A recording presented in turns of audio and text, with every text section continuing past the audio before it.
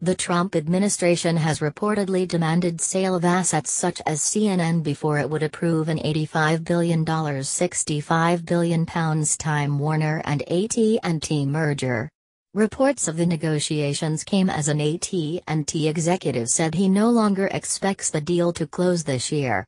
Competition authorities have been scrutinizing the takeover since it was announced in 2016. Critics, who include U.S. President Donald Trump, say it would concentrate media power. The proposed purchase by AT&T would combine its force as one of the largest providers of cable TV in the U.S. with Time Warner's entertainment prowess. In addition to CNN's parent Turner Broadcasting, Time Warner owns the Warner Brothers movie studio and HBO. At a conference in New York, AT&T Chief Financial Officer John Stevens said there are all kinds of benefits to the combination and noted that the government has not blocked this kind of vertical tie-up in decades. But he told investors that the firm is no longer certain about timing, amid active discussions with the Department of Justice. He did not discuss the specifics of the negotiations, which Reuters and other media outlets reported based on anonymous sources. The Department of Justice declined to comment. AT&T said it is prepared to fight any divestitures.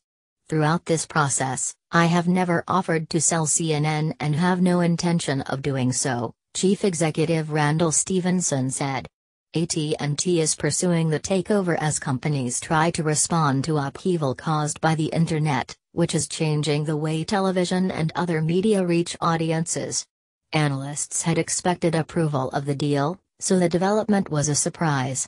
Shares of Time Warner fell about 6% to $89, while AT&T shares fell 0.2% before climbing 1.16% to $33.46.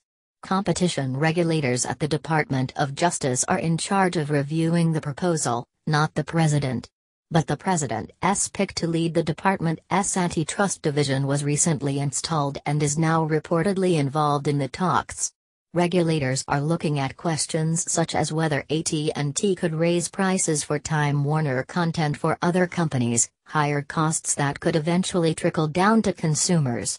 Earlier this year, lawmakers including Senator Amy Klobuchar, a Democrat from Minnesota, said the deal raises antitrust questions. But she also said its review should be free from White House influence. She cited a report in the New York Times that the White House viewed the pending merger as a possible point of leverage over news coverage. Any political interference in antitrust enforcement is unacceptable, she said.